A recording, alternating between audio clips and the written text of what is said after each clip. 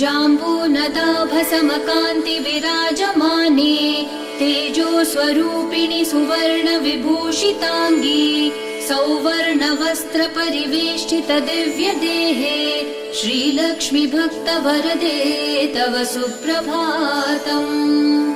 सर्वार्थ सिद्धि प्रद विष्णु मनोनुकूले सम्प्रार्थिताखिल जनावन दिव्यशीले दारिद्र्य दुःख भयनाशिनि भक्तपाले श्रीलक्ष्मी भक्त वरदे तव सुप्रभातम्।